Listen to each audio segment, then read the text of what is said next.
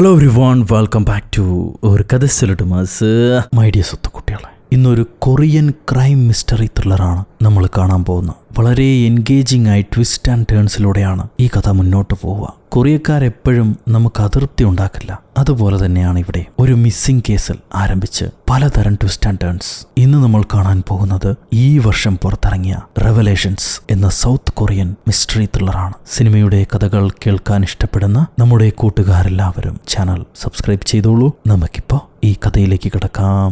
ഈ സിനിമയുടെ തുടക്കത്തിൽ ഒരു ടീനേജ് പ്രായമുള്ള പെൺകുട്ടി മഴയത്ത് കുടയും ചൂടി നടന്നു പോവാണ്. അവൾക്ക് പുറകിലായി ദണ്ണം കൊണ്ട് ജീവിക്കാൻ പറ്റണില്ലേ എന്ന് തോന്നിപ്പിക്കുന്ന മുഖഭാവമുള്ളൊരു മനുഷ്യൻ. ഇയാൾ ആ പെൺകുട്ടിയെ ഫോളോ ചെയ്തു പോകുന്നുണ്ട്. പെൺകുട്ടി അയാളെ കാണും, എന്നിട്ട് പേടിച്ചിട്ടാണ് പോകുന്നത്. ഇയാൾക്ക് പുറകെ ഇയാളെ ഫോളോ ചെയ്ത് മറ്റൊരു ലേഡിയും വന്നിട്ടുണ്ട്. അവര് പുറത്ത് തന്നെ കാവല് നിൽക്കുക. ഈ പെൺകുട്ടി ഒരു ചാപ്പലിലേക്കാണ് പോകുന്നത്. കുറച്ച് ഗ്രൂപ്പ് ഓഫ് പീപ്പിൾ പ്രാർത്ഥിക്കുന്ന ഒരു ക്രിസ്ത്യൻ ചാപ്പലിലേക്കാണ് പോകുന്നത്. അവിടെ ഒരു പാസ്റ്റർ ഉണ്ടാവും. പാസ്റ്റർ എല്ലാവർക്കും ക്ലാസ് എടുത്തു കൊടുത്ത് എല്ലാരെ കൊണ്ടും പ്രാർത്ഥിക്കുന്നു. പുറകെ വന്ന ആ ദണ്ണം മനുഷ്യനും ഈ ചാപ്പലിൽ കയറിയിരിക്കുന്നുണ്ട്. പ്രെയർ എല്ലാം കഴിയുമ്പോൾ ആൾക്കാരെല്ലാം എഴുന്നേറ്റ് പോകും. അപ്പൊ ഈ പെൺകുട്ടി കൂടുള്ള പെൺകുട്ടിയോട് പറയുന്നുണ്ട്, അയാളാണ് എന്നെ ഫോളോ ചെയ്തു വന്നതെന്ന്.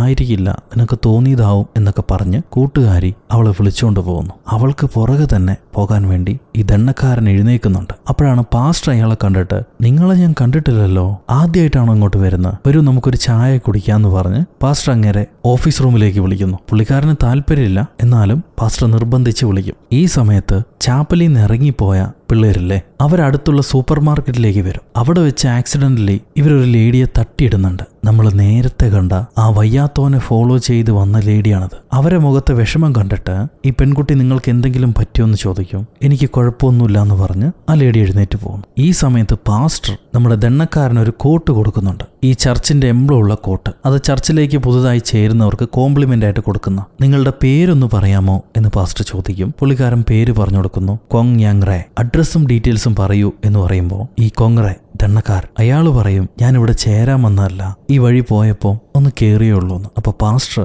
ഇതത്ര കുഴപ്പമുള്ള ഫോമൊന്നുമല്ല, ജസ്റ്റ് നിങ്ങളുടെ ഡീറ്റെയിൽസ് എഴുതി വെക്കുന്നേ ഉള്ളൂ. ഇവിടെ വിസിറ്റ് ചെയ്യുന്ന ആൾക്കാരുടെ ഡീറ്റെയിൽസ് ഞങ്ങൾ സൂക്ഷിക്കാറുണ്ട്, അത്രയേ ഉള്ളൂ. ഒരു ഫോട്ടോ കൂടെ എടുക്കട്ടെ എന്ന് പറഞ്ഞ് അയാളോട് ചോദിക്കുക പോലുമില്ല. പാസ്റ്റർ ഫോട്ടോ എടുക്കും, എന്നിട്ട് പ്രിന്റിനും കൊടുക്കും. ഈ ഫോം ഒന്ന് ഫില്ല് ചെയ്തോളൂ, ജസ്റ്റ് ഒരു ഫോർമാലിറ്റി മാത്രമാണ്. ഞങ്ങളുടേത് പുതിയ ചർച്ച, കുറച്ച് ആൾക്കാരേ ഉള്ളൂ, കൂടുതൽ ആൾക്കാരെ ചേർക്കാനും ഞാൻ ആഗ്രഹിക്കുന്നുണ്ട്, ഇടയ്ക്കൊക്കെ വന്നോളൂ, കുഴപ്പമില്ല എന്ന് പറഞ്ഞിട്ട് ഒരു ഫോൺ വരുമ്പോൾ പാസ്റ്റർ പുറത്തേക്ക് ഇറങ്ങിപ്പോവും. ആ ഫോണിൽ ഏതോ ഒരു പ്രൈവറ്റ് ഡിറ്റക്റ്റീവാണ് പാസ്റ്റർ വിളിച്ചിരിക്കുന്നത്. ആ ഡിറ്റക്റ്റീവിനോട് പാസ്റ്റർ തന്റെ ഭാര്യയ്ക്ക് ഇല്ലീഗൽ അഫയർ ഉണ്ടോ എന്ന സംശയമുണ്ട്. അത് കണ്ടുപിടിക്കാനായി പറഞ്ഞേൽപ്പിച്ചിട്ടുണ്ടായിരുന്നു. അയാൾ കണ്ടുപിടിച്ചു, ഭാര്യയ്ക്ക് ശരിക്കും ഒരു അഫയർ ഉണ്ട്. ആ അഫയറിലുള്ള ആളുടെ ഫോട്ടോസും ഡീറ്റെയിൽസും ഞാൻ നിങ്ങൾക്ക് അയച്ചിട്ടുണ്ട്, നോക്കൂന്ന് പുള്ളി പറയും. പാസ്റ്റർ എടുത്ത് നോക്കുമ്പോൾ അങ്ങേരെ സീനിയർ പാസ്റ്ററുടെ മോനുമായിട്ടാണ് ഭാര്യയ്ക്ക് അവിഹിതം. ഇത് കണ്ട് ആകെ മനസ്സിടിഞ്ഞ് തളർന്നു നിൽക്കുമ്പോൾ ആ ഡിറ്റക്റ്റീവ് ചോദിക്കും, കൂടുതൽ എവിഡൻസ് വേണമെങ്കിൽ ഞാൻ നിങ്ങൾക്ക് അയക്കാം, അത് ഡിവോഴ്സിന് വേണ്ടി ഉപകാരപ്രദമാവും, വേണമെങ്കിൽ പറഞ്ഞോളൂ എന്ന് പുള്ളിക്കാരൻ പറയുന്നുണ്ട്. പക്ഷെ ഒന്നും മിണ്ടാനുള്ള ശക്തി ഉണ്ടാവില്ല പാസ്റ്റർക്ക്. അങ്ങേര് കോള് കട്ട് ചെയ്യും. എന്നിട്ട് തിരിച്ച് ഓഫീസ് റൂമിലേക്ക് വരുമ്പോഴേക്കും ഈ കൊങ്ങറെ അവിടുന്ന് പുറപ്പെട്ടു കഴിഞ്ഞു. ഞാൻ പോവുകയാണ്, എനിക്ക് ചില അർജന്റ് വർക്ക് ഉണ്ടെന്ന് പറയും. എന്നാ ശരി, ഇറങ്ങിക്കോളൂ, ഇതാ നിങ്ങളുടെ ഷൂ എന്ന് പറഞ്ഞ് പാസ്റ്റർ ഷൂ എടുത്തു കൊടുക്കുമ്പോൾ ഷൂലെ പിൻഭാഗം മടങ്ങിയിട്ടുണ്ട്. ഷൂ ഇങ്ങനെ ധരിക്കല്ലേ, നശിച്ചു പോകും, ആ കാല് കാണിക്കൂ, ഞാൻ ഷൂ ഇട്ട് തരാന്ന് പറഞ്ഞ് പാസ്റ്റർ എന്നെ പുള്ളിയെ ഷൂ ധരിപ്പിക്കാൻ ശ്രമിക്കും. അപ്പോഴാണ് കാലി ബെയിലിൽ ഇറങ്ങുന്ന കുറ്റവാളികൾക്ക് കെട്ടിക്കൊടുക്കുന്ന ടാഗ് കാണുക. അവരെ നിരീക്ഷിക്കാൻ വേണ്ടിയിട്ടാണ് പോലീസുകാർ ഇത് കെട്ടിക്കൊടുക്കുന്നത്. അത് അഴിച്ചു മാറ്റാൻ പറ്റില്ല, പൊട്ടിച്ചെടുക്കാനേ പറ്റുള്ളൂ. അങ്ങനെ പൊട്ടിച്ചാലും കുറ്റമാണ്. ഇയാൾ ഒന്നും മിണ്ടാതെ ഇറങ്ങിപ്പോകാൻ നേരം പാസ്റ്റർ പറയും, ചാപ്പൽ കുറ്റവാളികൾക്കും കൂടെ വേണ്ടിയിട്ടുള്ളതാണ്, ദൈവം എല്ലാവരോടും പൊറുക്കുന്നു, ക്ഷമിക്കുന്നു, നിങ്ങൾക്ക് ധൈര്യമായിട്ട് പ്രാർത്ഥിക്കാൻ വരാം, ആരും ഇവിടെ തടസ്സം പറയില്ല എന്ന് പറയും. എന്നിട്ട് ഇയാൾ പോയി കഴിയുമ്പം ആ അപ്ലിക്കേഷൻ ഫോം നോക്കും. അതിനകത്ത് പുള്ളിക്കാരൻ അയാളുടെ ഡീറ്റെയിൽസ് ഒന്നും എഴുതിയിട്ടില്ല. അപ്പോഴാണ് ഭാര്യ വരുന്നത്. ഞാൻ നിങ്ങളെ പുറത്ത് വെയിറ്റ് ചെയ്യായിരുന്നു, ഇതുവരെ വന്നില്ലല്ലോ, പുറത്തേക്ക് വരൂ, നമുക്ക് പോകാൻ സമയമായി എന്ന് പറഞ്ഞിട്ട് ഭാര്യ വിളിക്കുന്നു. ഹീറോ ഇപ്പോൾ താൻ അറിഞ്ഞ കാര്യങ്ങളൊന്നും ഭാര്യയോട് പറയുന്നില്ല. ഈ കൊങ്ങറയുടെ ഫോട്ടോ പ്രിന്റ് മാത്രം എടുത്തു വെച്ചിട്ടുണ്ട്. കൊങ്ങറ അവിടുന്ന് പുറത്തിറങ്ങുമ്പോൾ, ചാപ്പലിൽ നിന്ന് പുറത്തേക്ക് വരുമ്പോൾ നമ്മുടെ ബോയ് കട്ട് അടിച്ച ആ ലേഡീനെ കാണും. അവളാണല്ലോ ഇവനെ ഫോളോ ചെയ്യുന്നത്. ഇവളുടനെ ഫോൺ എടുത്ത് താൻ വേറെ ആരോടോ സംസാരിക്കുന്നത് പോലെ ശ്രദ്ധിക്കാതെ നിൽക്കുക. സോ അവൻ ഈ ലേഡിയെ കാര്യമാക്കാതെ അവിടെ നിന്ന് നടന്നു പോകും. അത് കഴിയുമ്പോൾ വീണ്ടും പാസ്റ്റർ അടുത്തേക്ക് വന്നാൽ പാസ്റ്ററും ഭാര്യയും തിരിച്ച് വീട്ടിലേക്ക് പോവാണ്. പോകുന്ന വഴി സബ്വേ സ്റ്റേഷനിൽ എന്നെ ഇറക്കിക്കോളൂ, എനിക്കൊരു കോളേജ് റീയൂണിയൻ ഉണ്ടെന്ന് ഭാര്യ പറയും. ഞാൻ ഇന്ന് വൈകിട്ട് ലേറ്റ് ആയിട്ടേ വരുള്ളൂ, അതുകൊണ്ട് കുഞ്ഞിനെ നിങ്ങൾ വേണം പിക്ക് ചെയ്യാൻ എന്നവർ പറയുന്നുണ്ട്. പാസ്റ്റർ ശരിയെന്ന് പറയും, മറുത്തൊന്നും പറയുന്നില്ല. ഇങ്ങനെ ഇവർ പോകുന്ന വഴി വലിയൊരു പോസ്റ്റർ കണ്ട് ഭാര്യ വണ്ടി നിർത്താൻ പറഞ്ഞ് ആ പോസ്റ്ററിലേക്ക് നോക്കിയിട്ട്, ഇവിടെ വലിയൊരു ചർച്ച് വരുന്നുണ്ടല്ലോ, നിങ്ങളുടെ സീനിയർ പാസ്റ്റർ ജങ് ആണ് ആ ചർച്ചിന്റെ ഫൗണ്ടർ, നിങ്ങളോടിത് പറഞ്ഞില്ലേ? ഒരുപക്ഷെ ഈ ചർച്ച് ബിൽഡ് ചെയ്ത് കഴിഞ്ഞിട്ട് നിങ്ങൾ അവിടുത്തെ ലീഡ് പാസ്റ്റർ ആക്കാൻ വേണ്ടി തീരുമാനിച്ചിട്ടുണ്ടാവും. എന്തായാലും ഒന്ന് ചോദിച്ചു നോക്കൂ, അങ്ങേരെ നേരിട്ട് പോയി കണ്ട് സംസാരിച്ചു നോക്കൂ, നിങ്ങൾ തന്നെയായിരിക്കും അങ്ങേരുടെ മനസ്സിലുണ്ടാവുക. നിങ്ങൾ കഷ്ടപ്പെട്ടതിനൊക്കെ പരിഹാരം ഉണ്ടാവുന്ന സമയമായി, പോയി ചോദിച്ചു നോക്കൂ എന്ന് പറയുന്നുണ്ട്. അവിടുന്ന് കട്ട് ചെയ്താൽ നമ്മുടെ ബോയ്ക്കട്ട് ലേഡി തിരിച്ച് വീട്ടിലേക്ക് വരുന്നു. അപ്പൊ ലേഡിയുടെ അച്ഛൻ പറയും, ആ തെണ്ടി കോങ്ക്രെ ജയിലിൽ നിന്ന് റിലീസായിട്ടുണ്ട്, നീ അവനെ ഫോളോ ചെയ്ത് പോകുന്നില്ലല്ലോ അല്ലെ, ദയവ് ചെയ്ത് അവനെ ഫോളോ ചെയ്ത് പോകരുത്, അവനെ വിട്ടേക്ക്, ഇനി എനിക്ക് ആകെയുള്ളത് നീ മാത്ര, നിനക്കും എന്തെങ്കിലും സംഭവിച്ചാൽ പിന്നെ ഞാൻ ജീവിച്ചിരിക്കില്ല, ഞാൻ പറയുന്നത് മനസ്സിലാവുന്നുണ്ടല്ലോ എന്ന് പറഞ്ഞിട്ട് അച്ഛൻ എഴുന്നേറ്റ് പോകും. അവിടുന്ന് പാസ്റ്ററിലേക്ക് വന്നാൽ ഭാര്യയെ വീട്ടിൽ വിട്ടതിന് ശേഷം പാസ്റ്റർ നേരെ സീനിയർ അടുത്തേക്കാണ് വരുന്നത്, സീനിയർ പാസ്റ്റർ അടുത്തേക്ക് വന്നിട്ട്, പുതിയ ചർച്ചിനെ പറ്റിയുള്ള വിവരം ഞാൻ കേട്ടു, അത് ബിൽഡ് ചെയ്യാൻ പോവല്ലേ, അതിനെക്കുറിച്ച് സംസാരിക്കാൻ വേണ്ടിയിട്ടാണ് ഞാൻ വന്നതെന്ന് പുള്ളി പറയും. അപ്പൊ പാസ്റ്റർ, അതെ, ഞാൻ അതിനെക്കുറിച്ച് ആലോചിച്ച് തുടങ്ങിയിട്ടേ ഉള്ളൂ, ആ ചർച്ച് ലീഡ് ചെയ്യാൻ ആരെങ്കിലും നമുക്ക് വേണമല്ലോ, നിന്റെ മനസ്സിൽ ആരെങ്കിലും ഉണ്ടോ? നീ ഈ നാട്ടിൽ വന്നിട്ട് കുറെ നാളായില്ലേ, ലീഡ് ചെയ്യാനും മാത്രം ആംബിയറുള്ള ആരെങ്കിലും നിന്റെ മനസ്സിലുണ്ടോ? ഇങ്ങനെ ചോദിക്കുമ്പോഴേക്കും നമ്മുടെ പാസ്റ്റർ ആകെ അപ്സെറ്റ് ആയി പോവും. എന്താ പറയണ്ടേന്നറിയില്ല. ഞാനുണ്ടല്ലോ എന്ന് പറയാനും പറ്റില്ല. നമ്മുടെ പാസ്റ്റർ മനസ്സിൽ കണ്ടിരുന്നെങ്കിൽ പുള്ളിക്കാരൻ നീ തന്നെ ലീഡ് ചെയ്യുന്നതായിരിക്കും പറഞ്ഞിട്ടുണ്ടാവുക. ഇങ്ങനെ ചോദിച്ചുകൊണ്ട് എനിക്കറിയില്ല, ഞാൻ ആലോചിച്ചിട്ട് പറയാന്ന് പറയും നമ്മുടെ അണ്ണൻ. അവിടുന്ന് പുറത്തേക്ക് വരുമ്പം ഈ വലിയ പാസ്റ്ററുടെ മോൻ 3-4 പെമ്പിള്ളേരൊക്കെ ആയിട്ട് കളിയും തമാശയും പറഞ്ഞ് ഓടി വരുന്നുണ്ട്. ഇവനാണ് ഭാര്യയുടെ സംബന്ധക്കാരൻ. അതൊരു പോയിന്റ് നിൽക്കേ അയാൾ ഓടി വന്നിട്ട്, ഹാൻസു, കുറെ നാളായാലും നിങ്ങളെ കണ്ടിട്ട്, എന്താ വിശേഷിച്ച് എന്ന് ചോദിക്കും. പാസ്റ്റർ പറയും, ഞാൻ നിങ്ങളെ അച്ഛനെ കാണാൻ വേണ്ടി വന്നാ, ചെറിയ ചില കാര്യം ഉണ്ടായിരുന്നു, അത് കഴിഞ്ഞിട്ട് ഇറങ്ങാണെന്ന് പറയും. അപ്പൊ വലിയ പാസ്റ്റർ മോൻ അച്ഛനെ കണ്ട് സംസാരിച്ചിരുന്നെങ്കിൽ ആ പുതിയ ചർച്ചിന്റെ കാര്യം അച്ഛൻ പറഞ്ഞിട്ടുണ്ടാവണമല്ലോ. എല്ലാരും പറയുന്നു ഞാനായിരിക്കും ആ ചർച്ച് ലീഡ് ചെയ്യാൻ പോണേന്ന്, പക്ഷെ അച്ഛൻ ഇതുവരെ ഒന്നും എന്നോട് പറഞ്ഞിട്ടില്ല. നിങ്ങളോട് അതിനെക്കുറിച്ച് എന്തെങ്കിലും പറഞ്ഞോ? അത് കേൾക്കുമ്പോൾ നമ്മുടെ പാസ്റ്റർ പറയും, ഇല്ല, എൻ്റെ അടുത്തൊരു ഒപ്പീനിയൻ ചോദിച്ചു എന്നേ ഉള്ളൂ, ആരെയാ വെക്കേണ്ടതെന്ന് ഇതുവരെ തീരുമാനിച്ചിട്ടില്ല. അതിന് അയാൾ പറയും, നിങ്ങളെ വിളിച്ച് നിങ്ങളോട് ഈ കാര്യം സംസാരിച്ചിട്ടുണ്ടെങ്കിൽ ഒരുപക്ഷെ അച്ഛൻ്റെ മനസ്സിൽ നിങ്ങളായിരിക്കാം, നിങ്ങൾക്കതിനുള്ള എക്സ്പീരിയൻസും ഉണ്ട്, കഴിവുമുണ്ട്, നിങ്ങളായാലും എനിക്ക് വിഷമമൊന്നുമില്ല കേട്ടോ. അപ്പൊ നമ്മുടെ പാസ്റ്റർ ആരാണ് ശരിയായിട്ടുള്ള ആളെന്ന് ദൈവം തന്നെ കാണിച്ചു തരും, നമ്മൾ അതിനെക്കുറിച്ച് ആലോചിച്ച് വിഷമിക്കേണ്ട ആവശ്യമില്ല, ദൈവം നേർവഴി കാണിക്കും എന്ന് പറഞ്ഞിട്ട് പാസ്റ്റർ അവിടെ നിന്ന് ഇറങ്ങി വരുന്നു. പുള്ളിക്കാരന് ഒരുപാട് വിഷമമുണ്ട്. പേഴ്സണൽ ലൈഫിലും ഫെയിലിയറായി, പ്രൊഫഷണൽ ലൈഫിലും ഫെയിലിയർ ആയിക്കൊണ്ടിരിക്കുകയാണ്. അങ്ങേർക്ക് ഈ പുതിയ ചർച്ചിന്റെ ലീഡർ ആവണമെന്ന് ഭയങ്കര ആഗ്രഹമുണ്ട്. അങ്ങേര് തന്റെ ചാപ്പലിലേക്ക് വന്ന് കണ്ണുപൂട്ടി ശക്തമായിട്ട് പ്രാർത്ഥിക്കും, ദൈവമേ, ആ പുതിയ ചർച്ചിന് ഞാൻ ലീഡർ ആകുന്നതിൽ നിങ്ങൾക്ക് എതിർപ്പൊന്നുമില്ലെങ്കിൽ എന്നെ ആക്കി തരണമേ, ദയവ് ചെയ്ത് നിന്റെ ഇഷ്ടം എനിക്ക് കാണിച്ചു തരണമേ. ഇങ്ങനെ പാസ്റ്റർ പ്രാർത്ഥിച്ചുകൊണ്ടിരിക്കുമ്പോഴാണ് ഭാര്യയുടെ കയ്യിൽ നിന്നൊരു കോള് വരുന്നത്. എന്താന്ന് ചോദിക്കുമ്പോൾ, നീ ഇതെവിടെ പോയി കിടക്കായിരുന്നു? ഞാൻ പറഞ്ഞല്ലേ എനിക്ക് കോളേജ് റീയൂണിയൻ ഉണ്ടെന്ന്, മോളെ നീ പിക്ക് ചെയ്യണം, എനിക്ക് പിക്ക് ചെയ്യാൻ പറ്റില്ല എന്ന് പറഞ്ഞല്ലേ. ഇപ്പൊ മോളെ ആരോ പിക്ക് ചെയ്ത് കൊണ്ടുപോയിത്രേ, അതാരാണെന്ന് അറിയില്ല, നമ്മൾ എന്താ ചെയ്യാ? അവൾ ആരോ കിഡ്നാപ്പ് ചെയ്തു എന്നോ തോന്നണേ, എന്റെ മോൾക്ക് എന്തെങ്കിലും പറ്റിയാൽ ഞാൻ നിന്നെ വെറുതെ വിടില്ല എന്ന് പറഞ്ഞിട്ട് ഭാര്യ ചൂടാവുക. പാസ്റ്റർക്ക് ആകെ തലചുറ്റിപ്പോവും. തനിക്കുണ്ടായ ടെൻഷനിൽ അറിയാതെ മോളെ പിക്ക് ചെയ്യേണ്ട കാര്യം മറന്നുപോയി. ഇപ്പൊ മോളെ കാണുന്നില്ല. അങ്ങേര് തല പുകഞ്ഞിരിക്കുമ്പോഴാണ് നേരത്തെ എടുത്ത പ്രിന്റ് ഔട്ടിലേക്ക് മോളിൽ നിന്ന് സീലിംഗ് നിന്ന് വെള്ളം വീഴുന്നുണ്ട്. നോക്കുമ്പോ ആ കങ്ങറയുടെ ഫോട്ടോ പ്രിന്റ് എടുത്ത് വെച്ചിരുന്നില്ലേ, അത് മൊത്തം മാഞ്ഞിരിക്കുന്നു. പാസ്റ്റർ ഓടിച്ചെന്ന് ഈ കങ്ങറയുടെ വിവരങ്ങൾ ഗൂഗിളിൽ തപ്പി നോക്കും. അപ്പൊ അയാൾ ചെറിയ പെൺകുട്ടികളെ അബ്യൂസ് ചെയ്ത കേസിലാണ് ജയിലിൽ പോയിട്ടുള്ളതെന്ന് മനസ്സിലാവും. അയാളുടെ അഡ്രസ്സ് ഫോട്ടോ എടുത്തിട്ട് ഹീറോ അയാളുടെ അഡ്രസ്സിലേക്ക് ഓടുകയാണ്. അപ്പൊ തന്നെ ഈ നേരത്ത് നമ്മുടെ ബോയ്ക്കട്ട് ലേഡിയില്ലേ, അവരൊരു പോലീസുകാരിയാണ്. അവർക്കൊരു അനിയത്തി ഉണ്ടായിരുന്നു. ഈ അനിയത്തി തനിച്ച് താമസിക്കണമെന്ന് പറഞ്ഞ് ഏതോ ഒരു വീട് വാടകയ്ക്കെടുത്ത് സിംഗിൾ ലേഡിയായിട്ട് തനിച്ച് താമസിക്കുകയായിരുന്നു. ഇടയ്ക്ക് ചേച്ചി വിളിച്ച് വിശേഷങ്ങൾ അന്വേഷിക്കാറുണ്ട്. പക്ഷെ അവിടെ ഒരു കുഴപ്പം എന്താന്ന് വെച്ചാൽ, ഈ തനിച്ച് താമസിക്കുന്ന വീട്ടിൽ ഏതോ ഒരു സൈക്കോ അനിയത്തി ഹൗസ് അറസ്റ്റ് ചെയ്ത് പീഡിപ്പിക്കുകയായിരുന്നു. നമ്മുടെ ബോയ്ക്കട്ട് ലേഡി വിളിക്കുമ്പോഴൊക്കെ അവൻ ഭീഷണിപ്പെടുത്തി അവൾക്ക് കുഴപ്പമൊന്നുമില്ല എന്നുള്ള രീതിയിൽ സംസാരിപ്പിച്ചുകൊണ്ടിരുന്നു. നമ്മുടെ ബോയ്ക്കട്ട് ലേഡി പോലീസുകാരി ഇടയ്ക്കിടെ അനിയത്തിയെ സ്വപ്നം കാണാറുണ്ട്. അനിയത്തിയുടെ പ്രേതം വന്ന് അവളെ ചീത്ത പറയുന്നത് പോലെ, എന്നെ രക്ഷപ്പെടുത്താൻ നീ വന്നില്ല, എന്നെ രക്ഷപ്പെടുത്താൻ നീ വന്നില്ല എന്ന് പറഞ്ഞിട്ട് ആ ഡോറും തുറന്ന് എന്നെ രക്ഷപ്പെടുത്താൻ നീ വരുമെന്ന് പറഞ്ഞ് ഞാൻ കാത്തിരുന്നു. പക്ഷെ ഓരോ തവണ ഡോർ തുറന്നു വന്നതും ആ പീഡകനാണ്. ഈ പഴയ സീൻ നിൽക്കെ പ്രസന്റിൽ ഹീറോ നമ്മുടെ റേപ്പിസ്റ്റ് കങ്ങറെ അവന്റെ വീടുള്ള അഡ്രസ് ലൊക്കേഷനിലേക്ക് വരുന്നു. ഒരു സൈഡ് കാർ പാർക്ക് ചെയ്ത് വെയിറ്റ് ചെയ്യുമ്പോഴാണ് ഈ പീഡകൻ കയ്യിലൊരു ഷവലും എടുത്തോണ്ട് വന്ന് അവന്റെ വാനിനകത്തേക്ക് കയറ്റി അവിടുന്ന് ഇങ്ങോട്ടോ രക്ഷപ്പെടാൻ നിൽക്കുക. പാസ്റ്റർ ഉടനെ എമർജൻസിക്ക് വിളിക്കും. ഹലോ, എമർജൻസി അല്ലേ? എന്റെ കുഞ്ഞിനെ കാണാതായി, അവള് മിസ്സിംഗ് ആണ്. എന്റെ ഏരിയ പരിസരത്ത് തന്നെ ഒരു റേപ്പിസ്റ്റ് താമസിക്കുന്നുണ്ട്. അവനിപ്പോ പരോളില്ല. ഞാൻ കാണുന്നുണ്ട് അയാൾ എന്തോ ഡിസ്പോസ് ചെയ്യാൻ പോവുക. അയാളുടെ കയ്യിലൊരു ഷവലും ഉണ്ട്. പാസ്റ്റർ ഇത് സംസാരിച്ചുകൊണ്ടിരിക്കുമ്പം ആ ദണ്ണക്കാരൻ ആരോ കാറ് പാർക്ക് ചെയ്തിരിക്കുന്നു കാണും. അയാൾ കാണാതെ പാസ്റ്റർ ഒളിച്ചിരിക്കുക. ഈ സമയം നോക്കി മൊബൈലിലെ ചാർജും തീർന്നു, മൊബൈൽ ഓഫായി. ചാർജിൽ ഇടാൻ നോക്കുമ്പോഴേക്കും തക്കാളി മോറൻ കാർ എടുത്തോണ്ട് പോയി. ഹീറോയും പുറകെ തന്നെ ചെല്ലുന്നു. കുറെ ദൂരം പോയപ്പോ പെട്ടെന്ന് കാർ കാണുന്നില്ല. ആ വഴിയിൽ വലതുവശത്തായിട്ട് ഒരു ക്ലിഫിലേക്കുള്ള പാതയുണ്ട്, ഹിൽ പാസ്. ഒരുപക്ഷെ ആ വഴിയിലൂടെ ഈ റേപ്പിസ്റ്റ് രക്ഷപ്പെടാൻ ശ്രമിച്ചിട്ടുണ്ടെങ്കിലോ. സോ ഹീറോ കാർ എടുത്ത് ആ വഴിയിലൂടെ അകത്തേക്ക് ചെല്ലുന്നു. കുറച്ച് അകത്തേക്ക് പോയി നോക്കിയിട്ടും ഇവനെ കാണുന്നില്ല. അതുകൊണ്ട് കാർ പാർക്ക് ചെയ്ത് വെയിറ്റ് ചെയ്തുകൊണ്ടിരിക്കുമ്പോൾ ഈ റേപ്പിസ്റ്റ് പുറകെ വരുന്നു. അവൻ ഒളിച്ചിരിക്കുകയായിരുന്നു. ഈ കാറിൽ ആരാണെന്ന് മനസ്സിലാക്കാൻ വേണ്ടി അവൻ കാർ നിർത്തിയിട്ട് നേരെ പാസ്റ്റർ കാറിനടുത്തേക്ക് വരും. അകത്തിരിക്കുന്ന പാസ്റ്റർ ആണെന്ന് മനസ്സിലാക്കിയിട്ട്, പാസ്റ്റർ നിങ്ങളിവിടെ എന്ത് ചെയ്യുക, എന്താ കുഴപ്പമെന്ന് ചോദിക്കുന്നുണ്ട്. പാസ്റ്റർ ഒന്നും മിണ്ടില്ല, കയ്യിൽ മൊബൈൽ എടുക്കും. ഇങ്ങേര് മൊബൈൽ എടുക്കുന്ന കാണുമ്പോൾ, കങ്ക്രേ നിങ്ങൾക്ക് കുഴപ്പമൊന്നുമില്ലല്ലോ, എന്നാ പിന്നെ ഞാൻ പോവട്ടെ എന്ന് പറഞ്ഞ് അവന്റെ വാൻ എടുക്കാൻ വേണ്ടി അവൻ പുറംതിരിഞ്ഞ് നടക്കുക. ഈ സമയത്ത് പാസ്റ്റർ രണ്ടും കൽപ്പിച്ച് അവന്റെ വാനിനടുത്തേക്ക് ഓടി വരും. വാനിനകത്ത് മോളുണ്ടോ എന്ന് നോക്കാൻ വേണ്ടി യൊന്നു യൊന്നു എന്ന് വിളിച്ച് വാൻ മുഴുവൻ സെർച്ച് ചെയ്ത് നോക്കി. മോളെ കാണുന്നില്ല. അപ്പൊ ഈ ദണ്ണക്കാരൻ വന്ന്, പാസ്റ്റർ നിങ്ങൾ എന്തായി കാണിക്കുന്നു, വഴിവിടൂ, എനിക്ക് പോണെന്ന് പറഞ്ഞ് വാൻ എടുക്കാൻ ശ്രമിക്കുന്നു. അപ്പോഴാണ് പാസ്റ്റർ ഈ ദണ്ണക്കാരന്റെ കാലിലെ ടാഗ് നോക്കുന്നത്. പാന്റ് മാറ്റി നോക്കുമ്പോൾ ടാഗ് കാണുന്നില്ല. അവൻ പൊട്ടിച്ച് മാറ്റിയിട്ടുണ്ട്. അങ്ങനെയാണെങ്കിൽ അവൻ പുതിയൊരു ക്രൈം ചെയ്യാനുള്ള സാധ്യതയുണ്ട്. ഇത് മനസ്സിലാക്കിയ ഉടനെ പാസ്റ്റർ രക്ഷപ്പെടാൻ വേണ്ടി അങ്ങേരെ കാറിനടുത്തേക്ക് ഓടുകയാണ്. കാരണം പാസ്റ്റർ മനസ്സിലാക്കി എന്നുള്ളത് ഈ ദണ്ണക്കാരന് മനസ്സിലായല്ലോ. സോ പാസ്റ്റർ ഓടി കാറിനകത്തേക്ക് കയറാൻ ശ്രമിക്കും. ഈ ദണ്ണക്കാരൻ സമ്മതിക്കാതെ പുറകെ വന്ന് പാസ്റ്റർ പിടിച്ച് വലിച്ചിട്ടിട്ട് രണ്ടുപേരും തമ്മിൽ പൊരിഞ്ഞാട്ടി. ഈ തല്ലുപിടുത്തത്തിനിടയിൽ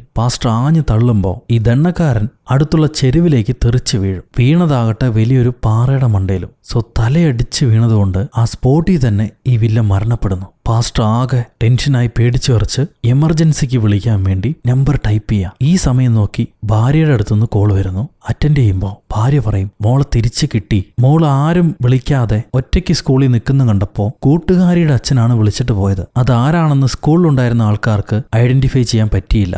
ഇപ്പൊ അദ്ദേഹമാണ് എന്നെ വിളിച്ചു പറഞ്ഞത്. ഞാൻ ഉടനെ അവരുടെ വീട്ടിലെത്തി. ഇപ്പൊ മോളുണ്ട് കൂടെ, കുഴപ്പമൊന്നുമില്ല, നിങ്ങൾ തിരിച്ചു വരുമോ, ഇപ്പൊ എവിടെയാന്ന് ചോദിക്കും ഭാര്യ. എന്താ ചെയ്യേണ്ടതെന്നറിയില്ല നമ്മുടെ പാസ്റ്റർക്ക്. അങ്ങേര് പേടിച്ച് മിഴിച്ചിരിക്കുമ്പോൾ നല്ല മഴയും ഇടിമിന്നലും. ഈ മിന്നലടിക്കുന്നതുകൊണ്ട് അടുത്തുള്ള മലയിൽ ഒരു ജീസസ് രൂപം ഇങ്ങേർക്ക് തെളിഞ്ഞു കാണുന്നുണ്ട്. അതിനി പുള്ളിക്ക് തോന്നുന്നതാണോ എന്നറിയില്ല. പക്ഷെ ഒരു ജീസസ് രൂപം അടുത്തുള്ള മലയിൽ തെളിഞ്ഞു കാണാം. ഓരോ മിന്നലിലും തനിക്ക് എന്തുകൊണ്ട് ഇങ്ങനെ സംഭവിക്കുന്നു എന്ന് പാസ്റ്റർക്ക് മനസ്സിലാവുന്നില്ല. പക്ഷെ ഇപ്പോ ആവശ്യമില്ലാതെ ഒരാളുടെ മരണത്തിന് പാസ്റ്റർ കാരണമായി. അതിന്ന് രക്ഷപ്പെട്ടാലേ തനിക്ക് ജീവിതമുള്ളൂ. പാസ്റ്റർ നോക്കുമ്പോൾ ഇയാൾ അങ്ങേര് കൊടുത്ത കോട്ട് ധരിച്ചിട്ടുണ്ട്. നേരത്തെ കൊടുത്ത കോട്ട്, അതിൽ ആ ചർച്ചിന്റെ എംബ്ലം ഉണ്ടല്ലോ, അത് പോലീസുകാർ കണ്ടു കഴിഞ്ഞ പണിയാ. സോ ഈ കോട്ട് പാസ്റ്റർ അഴിച്ചു മാറ്റും. എന്നിട്ട് ദണ്ണക്കാരന്റെ ബോഡി ക്ലിഫിലേക്ക് വലിച്ചുകൊണ്ട് വന്ന് ക്ലിഫിൽ നിന്ന് വലിച്ച് താഴേക്കിടുന്നു, വലിയ കൊക്കയിലേക്ക്. എന്നിട്ട് ആ കോട്ടും എടുത്ത് തിരിച്ചോടി വന്ന് കാറും എടുത്തിട്ട് അവിടുന്ന് പെട്ടെന്ന് എസ്കേപ്പ് ആവാ, ഒന്നും സംഭവിക്കാത്ത പോലെ. അവിടുന്ന് സീൻ കട്ട് ചെയ്താൽ പിറ്റേ ദിവസം നമ്മുടെ ഓഫീസർ ലേഡി, ബോയ്ക്കട്ട് ലേഡിയില്ലേ, അവര് സ്റ്റേഷനിലേക്ക് വരുന്നു. ഇന്ന് ഡ്യൂട്ടിക്ക് ജോയിൻ ചെയ്യാം. കുറെ ദിവസമായിട്ട് ലീവായിരുന്നു. സ്റ്റേഷനിൽ ആരെയും തന്നെ കാണില്ല. അപ്പോഴാണ് ഒരു ജൂനിയർ പോലീസുകാരൻ വന്നിട്ട്, എല്ലാവരും ബ്രീഫിംഗ് റൂമിലുണ്ട്, പുതിയൊരു കേസിനെ പറ്റി ഡിസ്കസ് ചെയ്യാണ്, നിങ്ങളോട് ക്യാപ്റ്റൻ വരാൻ പറഞ്ഞു എന്ന് പറയും. ഹീറോയിൻ ചെല്ലുമ്പോൾ നമ്മുടെ ദണ്ണക്കാരൻ ഇന്നലെ മുതൽ മിസ്സായിട്ടുണ്ട്. അയാളെ തേടി കണ്ടുപിടിക്കണം. അതാണ് പുതിയ കേസ്. ഇയാളെ മിസ്സായ അതേ സമയത്ത് തന്നെ ഒരു പെൺകുട്ടിയും മിസ്സായിട്ടുണ്ട്. മിഡിൽ സ്കൂൾ ഗേൾ ഷിൻ എയോങ് എന്നാണ് ആ പെൺകുട്ടിയുടെ പേര്. ഇവര് രണ്ടുപേരും മിസ്സാകുന്നതിന് മുന്നേ ഒരു പാസ്റ്ററുടെ കയ്യിൽ നിന്ന് കോള് വന്നിരുന്നു. അയാളുടെ മോളെ കാണുന്നില്ല, ഈ കങ്ക്രേ തട്ടിക്കൊണ്ടുപോയോ എന്നുള്ള സംശയം ഉണ്ടെന്നും പറഞ്ഞ് പുള്ളിക്കാരൻ കോൾ വിളിച്ചു. പക്ഷെ ആ കോള് കട്ടായും പോയിട്ടുണ്ട്. പിന്നീട് എന്താ സംഭവിച്ചതെന്നറിയില്ല. അതിലൊരു കാര്യമായ അന്വേഷണം വേണമെന്ന് പറഞ്ഞിട്ടാണ് ഈ പുതിയ കേസ് ഓപ്പൺ ആയിരിക്കുന്നത്. പിറ്റേന്ന് തന്നെ പോലീസുകാര് നമ്മുടെ കങ്ക്രയുടെ മുറി പരിശോധിക്കും. ദണ്ണക്കാരന്റെ അയാളുടെ മുറിയിൽ വലിയൊരു കണ്ണ് പോലെ ഒരു ചിത്രം വരച്ചു വെച്ചിട്ടുണ്ട്. അതിലെന്തൊക്കെയോ വരയും കുറിയും കുറച്ച് ആൾക്കാർ നിൽക്കുന്നത് പോലെയും എന്തൊക്കെയോ വരച്ചു വെച്ചിരിക്കുന്നു. എന്താന്ന് അവർക്ക് മനസ്സിലാവില്ല. ഈ സമയത്ത് നമ്മുടെ പാസ്റ്റർ അങ്ങേര് പേടിച്ചു വിറച്ചിരിക്കുക. ചർച്ചിലേക്ക് വന്ന് കയ്യബദ്ധത്താൽ മരണം സംഭവിച്ചതിന്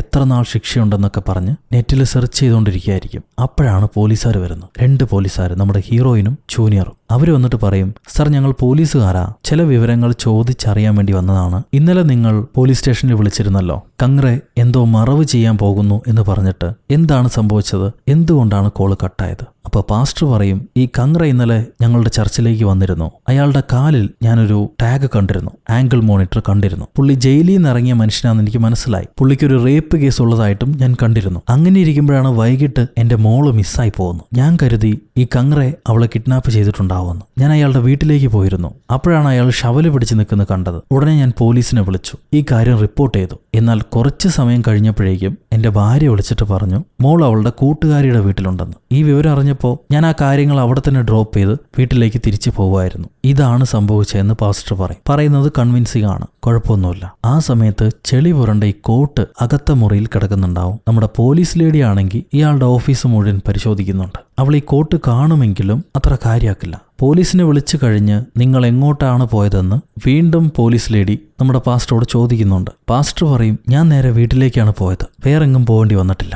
എന്നാ ശരി, ഞങ്ങൾ പോയിട്ട് വരാം, എന്തേലും ഉണ്ടെങ്കിൽ അറിയിക്കാമെന്ന് പറഞ്ഞ് ഈ പോലീസുകാരിറങ്ങുന്ന സമയം നമ്മുടെ പോലീസ് ലേഡി ഹീറോയിൻ പാസ്റ്ററുടെ ഷൂ നിറച്ചും ചെളി പറ്റിയിരിക്കുന്ന കാണും, ഒരു വൈറ്റ് മഡ്. അവരത് നോട്ടീസ് ചെയ്യുന്നുണ്ട്, പക്ഷെ ഒന്നും ചോദിക്കില്ല എന്ന് മാത്രം. ഈ പോലീസുകാർ പോയി കഴിഞ്ഞ് പാസ്റ്റർ തന്റെ സീനിയർ പാസ്റ്റർക്ക് ഒരു മെസ്സേജ് അയക്കും, എനിക്കൊരു കൺഫെഷൻ ഉണ്ടെന്ന് പറഞ്ഞു. ഉടനെ അദ്ദേഹത്തിന്റെ ഓഫീസിലേക്ക് വരാൻ പറയുന്നു. പാസ്റ്റർ സീനിയർ ഓഫീസിലേക്ക് ചെന്ന് എനിക്കൊരു പ്രധാനപ്പെട്ട കാര്യം ഡിസ്കസ് ചെയ്യാനുണ്ടെന്ന് പറയും. അപ്പൊ സീനിയർ കരഞ്ഞിട്ട്, എനിക്ക് മനസ്സിലായി എന്താന്നുള്ളത്. എന്റെ മകന് നമ്മുടെ ചർച്ചിലെ ഒരു ലേഡിയുമായിട്ട് ഇല്ലീഗൽ അഫയർ ഉണ്ട്. ഞാൻ അവനോട് പറഞ്ഞതാണ് ചർച്ചിലെ ആരെയും അങ്ങനെ കാണാൻ പാടില്ല എന്ന് പറഞ്ഞിട്ട്. ഇതെന്തുകൊണ്ട് അങ്ങനെ സംഭവിച്ചത്? നമ്മുടെ പാസ്റ്റർ പറയും, അങ്ങേരെ കല്യാണം കഴിഞ്ഞിട്ട് അധികം നാളായിട്ടില്ലല്ലോ, എന്നിട്ട് എന്തുകൊണ്ട് ഇങ്ങനെ ഒരു ബന്ധം? അപ്പൊ സീനിയർ, അതന്നെയാണ് ഞാനും ചിന്തിക്കുന്നത്. ആ പെണ്ണായിരിക്കണം, ആ അഭേദത്തിന് വന്ന പെണ്ണായിരിക്കണം അവനെ സെഡ്യൂസ് ചെയ്ത് പറ്റിച്ച് അവളുടെ വലയിലാക്കിയിട്ടുണ്ടാവുക. ആ പെണ്ണ് ആരാണെന്ന് എനിക്കറിയില്ല, പക്ഷെ ഇത് പുറത്തറിഞ്ഞാൽ എന്തായിരിക്കും എൻ്റെ അവസ്ഥ? ഞാൻ എന്തായാലും അവൻ ഇനി ഈ നാട്ടിൽ നിർത്തുന്നില്ല. അവനെയും അവന്റെ ഭാര്യയെയും ഞാൻ മറ്റൊരു കൺട്രിയിലേക്ക് പറഞ്ഞുവിടാം. അവൻ അവിടെ ചെന്നിട്ട് പ്രവർത്തനങ്ങൾ നടത്തിക്കോട്ടെ.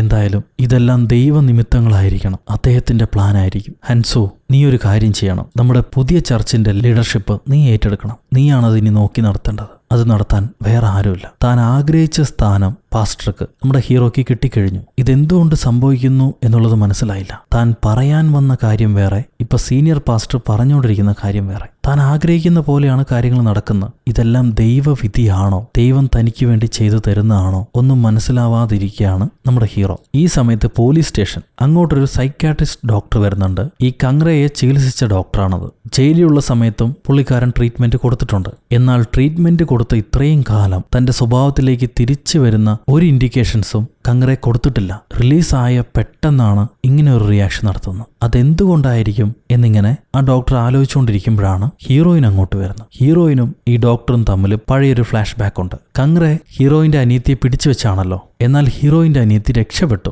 അവിടെ നിന്ന് എങ്ങനെയോ കയറും പൊട്ടിച്ച് അവള് രക്ഷപ്പെട്ട് പോലീസിനെ വിളിച്ചു. പോലീസുകാർ കങ്രയെ അറസ്റ്റ് ചെയ്യുന്നു. എന്നാൽ കോടതി വിചാരണയിൽ നമ്മുടെ സൈക്യാട്രിസ്റ്റ് ഡോക്ടർ കങ്രെ തന്റെ ചെറുപ്രായം മുതൽ ജനിപ്പിച്ച അച്ഛന്റെ കൊടിയ പീഡനങ്ങൾക്ക് വിധേയനായിട്ടുണ്ട്. അതിന്റെ റിയാക്ഷൻ ആയിട്ടാണ് ഇപ്പോൾ വളർന്നു വലുതായപ്പോൾ ആൾക്കാരെ തിരിച്ചു പീഡിപ്പിക്കുന്നത്. അയാളൊരു മാനസിക രോഗിയാണ്. അതുകൊണ്ട് പൂർണ്ണമായും ഒരു കുറ്റവാളിയായിട്ട് കണക്കാക്കാൻ പറ്റില്ല. അയാളുടെ ശിക്ഷയിൽ ഇളവ് കൊടുക്കണം എന്ന് പറഞ്ഞ് ഈ ഡോക്ടർ വാദിച്ചിട്ടുണ്ട്. ഈ ക്രിമിനൽക്ക് ഇളവ് കൊടുക്കരുത്, അവനെ കൊന്നു കളയണമെന്നും പറഞ്ഞ് ആ സമയത്ത് തന്നെ ഹീറോയിൻ ഒരുപാട് ഒച്ച വെച്ചിരുന്നു. എന്നാൽ കോടതി അത് വകവെച്ചില്ല. ഡോക്ടർ ഒരുപാട് തെളിവുകൾ നിരത്തിയപ്പോൾ കോടതി നമ്മുടെ കങ്രയ്ക്ക് ചെറിയ ശിക്ഷയും പരോളും കൊടുത്തു. ഇപ്പൊ പ്രസന്റിൽ ഹീറോയിൻ ആ ഡോക്ടറെ കണ്ടിട്ട്, നിങ്ങളാണ് ആ സാത്താനെ വിടുവിച്ചത്, അതുകൊണ്ട് ഇപ്പൊ കാണാതായ പെൺകുട്ടിയുടെ ഉത്തരവാദിത്വവും നിങ്ങളുടെ തലയിലാണ്. അപ്പൊ ഡോക്ടർ പറയും, അവൻ സാത്താനൊന്നുമല്ല, മനസ്സ് തകർന്നൊരു മനുഷ്യൻ, നമ്മളെല്ലാവരെയും പോലെ. എനിക്ക് അങ്ങനെ അവനെ കാണാൻ പറ്റുള്ളൂ, ഞാനൊരു ഡോക്ടറാണെന്നും പറഞ്ഞ് ഡോക്ടർ പോകാൻ നിൽക്കുമ്പോൾ നമ്മുടെ ഹീറോയിൻ പറയും, നിങ്ങൾ ഡോക്ടർ മാത്രമല്ല, ഒരു അച്ഛനല്ലേ, ഒരു സഹോദരനല്ലേ, എന്താ സംഭവിച്ചതെന്ന് നിങ്ങൾക്കറിയില്ലല്ലോ. ആ ട്രയൽ കഴിഞ്ഞപ്പോൾ കങ്രയാണ് ഒരു പാവെന്ന് പറഞ്ഞ് അവനോടായിരുന്നു സിമ്പതി. നാട് മൊത്തം അവനെക്കുറിച്ചായിരുന്നു നല്ലത് പറഞ്ഞുകൊണ്ടിരുന്നത്. എന്റെ അനിയത്തി അനുഭവിച്ച ക്രൂരത അതാരുടെയും കണ്ണിൽ കണ്ടില്ല. വലിയൊരു ടോർച്ചറിൽ നിന്നാണ് അവൾ രക്ഷപ്പെട്ടു വന്നത്. എന്നിട്ടും അവളെ കുറ്റപ്പെടുത്തുകയും അവളെ പീഡിപ്പിച്ച ആ സാത്താനെ ജനം സപ്പോർട്ട് ചെയ്യുകയും ചെയ്തു. അതിന് കാരണം നിങ്ങളാണ്. എന്റെ അനിയത്തി ആ വേദന കൊണ്ട് സ്വന്തം ജീവൻ എടുക്കാനുണ്ടായിരുന്നു. അവളെ കൊന്നത് നിങ്ങളാണ് ഡോക്ടർ. നിങ്ങൾ പോകുന്ന വഴിയെല്ലാം ആൾക്കാരെ കൊന്നുകൊണ്ടേയിരിക്കും, എന്നിട്ട് സന്തോഷമായിട്ട് ജീവിച്ചോളൂ എന്ന് പറഞ്ഞ് ഹീറോയിൻ ആ ഡോക്ടർക്ക് ശാപം കൊടുത്ത് അയാളെ പറഞ്ഞോടും. ഈ സമയത്ത് നമ്മുടെ പാസ്റ്ററെ കാണാൻ ആ കാണാതെ പോയ പെൺകുട്ടിയുടെ അമ്മ വരുന്നു.